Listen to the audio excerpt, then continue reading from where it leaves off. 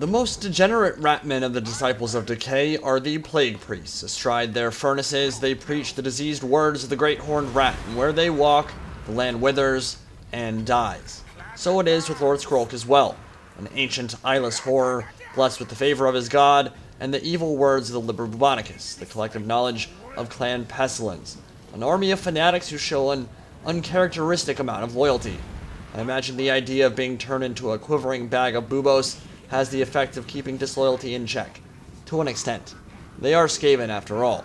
Today we are playing as the Censer Bearers, Plague Monks, and AIDS-infested Ratmen of Clan Pestilens, allied with the Lizardmen because screw lore, we only have 4 playable factions currently, can only do so many lore-friendly matchups, right?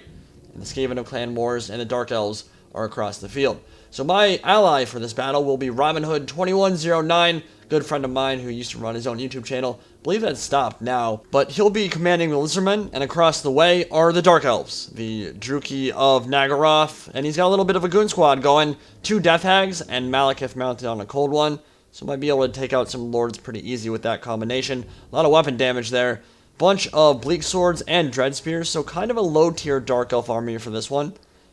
Some Skaven backing him up. So the Skaven army, pretty interesting actually. He does have a Hell Pit Abomination, one of my favorite looking units in the game. Absolutely terrifying. Probably the most horrifying creation Creative Assembly has ever put in one of their games. And it will just charge through my line like it's not even there. Plague Monks getting stomped into the ground and run directly after Lord Skrolk.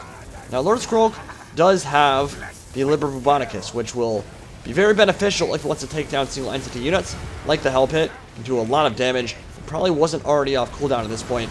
Meanwhile, Deathglow Bombardiers are going to destroy the front lines.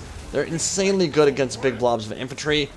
Maybe a little bit tricky to use well because of their low range, but I like them. They can be very, very good at destroying big blobs of infantry. And now we have 2 Poison Wing Bombardiers in the back lines. This is why I don't really like the Hell Pit, because stuff like this will just completely demolish it. It causes terror, yeah, but you don't have a lot of mobility, and if it gets isolated, or even if it doesn't, even if it's supported, it can just get quickly focused down by any group of quarrelers, or handgunners, or crossbows, or anything. And so that 28 bonus versus large on the Globadiers, destroying that Hell Pit in the back line, and the Plague Furnace, and my Plague Priest, doing their best to turn this fight in my favor. The Billowing Death, that AoE effect, doing damage to all combatants nearby, definitely going to help out in that fight. Now, shifting over to the Lizardmen and the Dark Elves, Witch Elves, Black Ark Corsairs have engaged the Feral Basildons. It looks like 3 or 4 of them are on the front lines, kind of performing that line-breaking role that they're so good at. Cold Ones on the flanks need to get under control, and they are now. Downhill charge into some Cold Ones from the Dark Elves, and some, I believe, Black Ark Corsairs or maybe Dread Spears on the flank looking to support. So Cold Ones on the prowl right now, going downhill, look to maybe go for a rear charge or take out the Skaven in the back lines. Might go for the Dark Shards, shifting back over. Lizardmen Cold Ones to get a rear charge in the Skaven line, and Billowing Death from the Plague Furnace has made it to the Warp Lightning Cannon, which was causing a lot of carnage. Actually managed to completely destroy the Rat Ogres that had managed to pin the Hell Pit Abomination in place. I'm wheeling my Globadiers up now to get some shots in, but after killing that Hell Pit A-Bomb, not a whole lot for them to do, right? They're not very good against infantry, and I can go for someone like Queek. And yeah, you would think that noxious fumes and poisonous gas would be great against infantry too. In this game, no, it's not. Those Deathglow Bombardiers perform that role. Dark Riders managed to get into my rear, charge into the back of a bunch of Plague Monks, and kind of harassing my routing units and back lines now. This is how you want to use them, right? Skaven, well, my Clan Pestilens build has good leadership, but typically speaking, lots of routing will be happening, so using the Dark Riders to just run down routing units and make sure they don't come back, very useful, because Skaven are very known for having very awkward shifted battle lines where half the army will rout and then come back and cycle back into combat, so making sure they never come back, one very, very good way to utilize those Dark Riders who are making, yeah, pretty big impact in the back lines here. You lost micro on them, though. That is not what you want to do when you are in range of a bunch of Poison Wing Globadiers. And that means death and destruction will visit them, and in only a couple of volleys, that entire unit running away. Their lungs filling with noxious fumes. Not a good way to go. Probably one of the worst ways to go. The Censer Bearers in melee with some Storm Vermin with their armor-piercing damage. 31 AP. That will cut through sword and board on Storm Vermin, no problem whatsoever. I imagine the Sensor Bearers will win that in prolonged melee combat. Dark Shards in a big blob getting destroyed by Pestilent Breath. The bounce spell on the Plague Furnace, and it is wheeling forward. What a terrifying piece of machinery right there. Getting into melee and should just roll over everything. I believe it also has a bonus versus infantry. I might just be thinking of the Death Hag.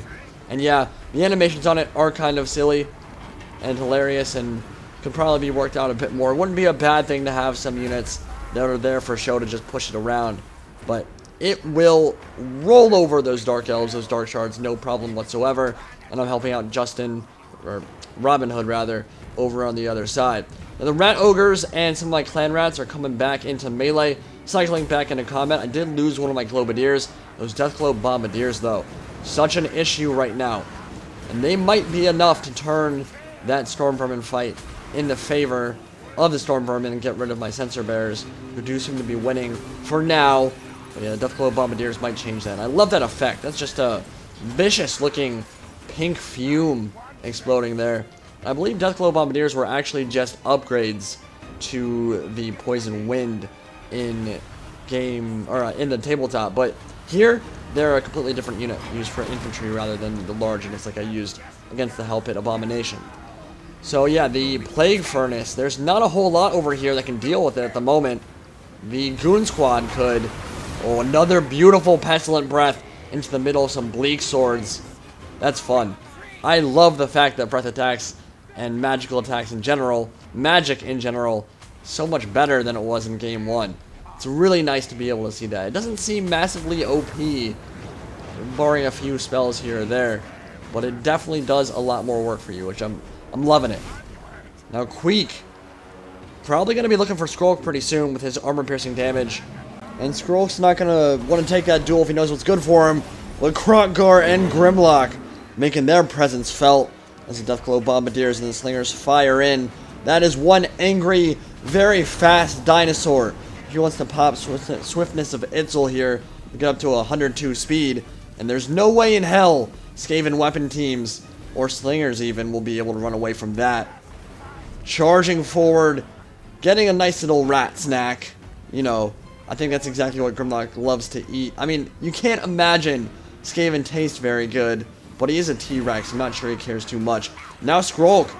Even Skrolk is getting in on the action with his Rod of Corruption, laying about with that flail, making things get very, very sad, very, very diseased, and he will lay the smackdown here.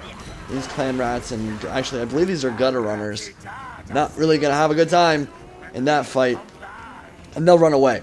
They'll probably come back. Skaven are wont to do. Queek over here, by himself now, is actually charged in and started slaying the Poison Wing Globadiers, who are quickly running out of targets. And with the help of Kroq-Gar and Grimlock, I imagine in a very uncommon sighting here, Skaven and Lizardmen working together to kill another Skaven warlord, I would think Queek is not going to want to stick around for very long. Lord Skrolk might not be the best melee combatant in the game, but in terms of a caster that isn't technically a hybrid, he definitely holds his own better than most.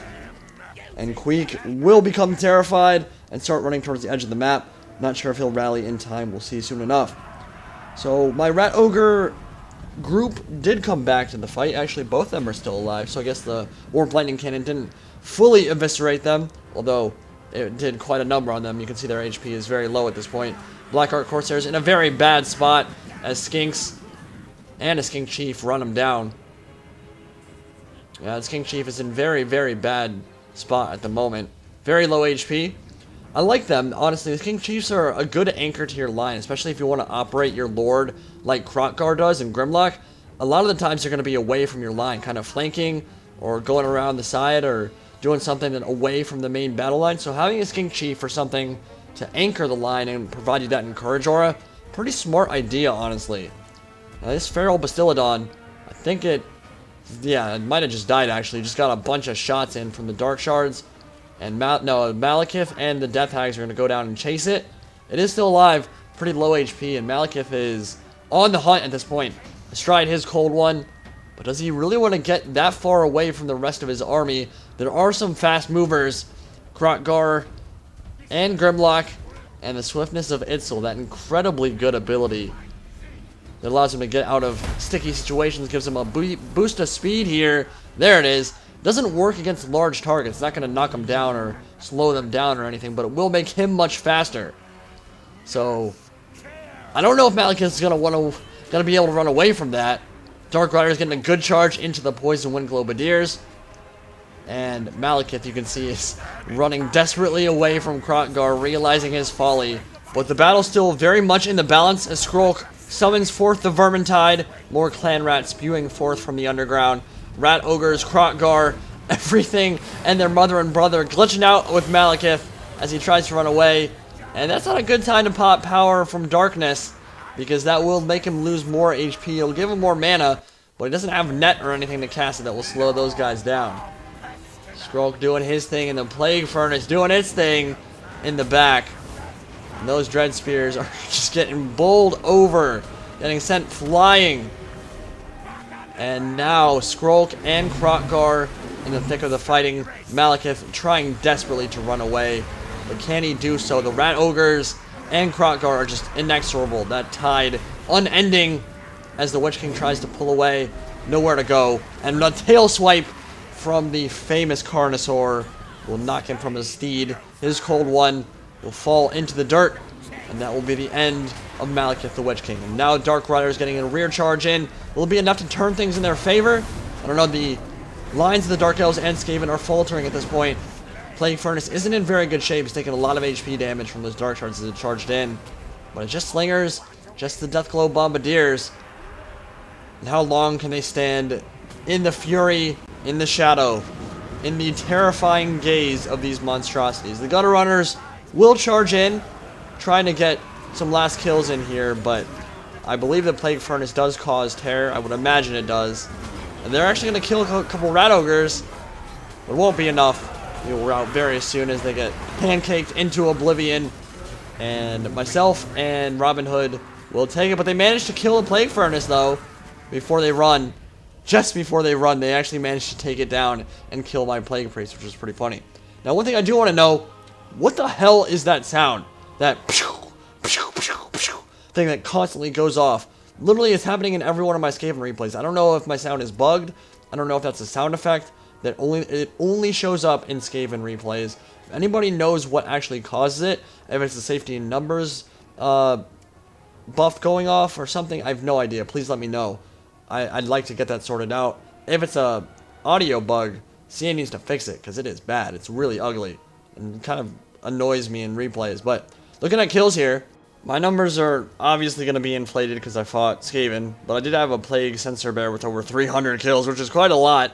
Robin Hood did quite a bit of killing himself. Saurus Warriors 176 against Dark Elves. But to be fair, that Dark Elf army was pretty low tier. A lot of Black Ark Corsairs, Dread Spears, and Dark Shards just anchored with the Encourage aura from the two Death Hags and from Malekith himself. So, hope you guys enjoyed that replay. Much more content coming soon.